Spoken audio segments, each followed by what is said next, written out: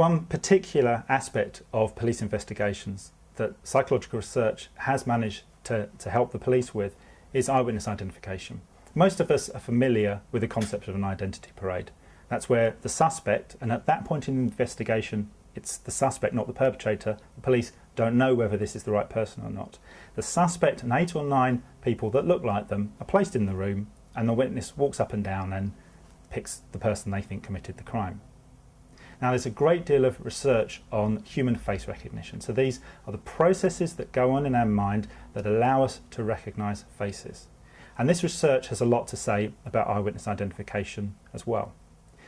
In a similar way to interviewing an eyewitness, this research has found that it's very important to ask the witness the right questions when they're seeing a parade. For a start, if I was to say to a witness, "Who do you think it is?" I'm suggesting to the witness that the perpetrator is actually present. So even if they're a bit uncertain, because I've said, "Who do you think it is?" they will pick someone. So instead of saying, "Who do you think it is?"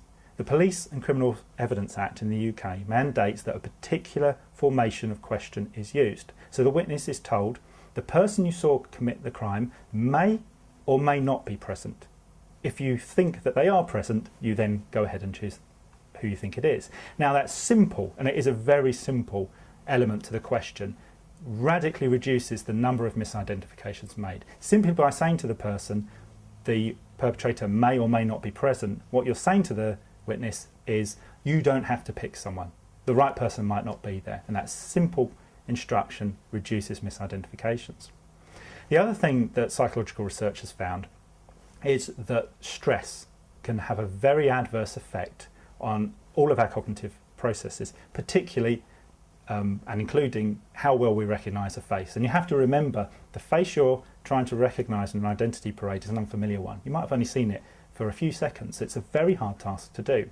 If you're stressed at the identity parade, then your cognitive processes won't perform so well. So reducing the anxiety and stress of the witness at the parade is very important.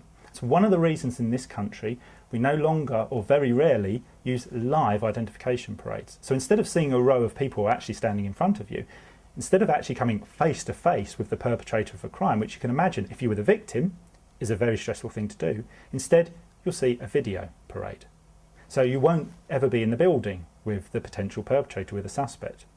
Their image can be captured in a different part of the country, and certainly at a different time, put into a video parade, and the witness can then come along later to the police station, again it could be in a different part of the country, and view the identity parade. So that reduces the stress and anxiety. The other important thing about how video identity parades are done in this country are the faces are seen one at a time. Psychological research has found that if you show all of the faces in the identity parade simultaneously, so in America very often a series of photos are laid down in front of the witness and they're asked to pick out the person. Seeing them all at the same time, what you tend to do is pick out the best match. Even if it's not a particularly good match, you pick out the best match. If you see them one at a time, it makes it very hard to compare one face to another. So you're making a decision about each face on its own merits. So instead of picking out the best match, you're working at, is that face the one I saw?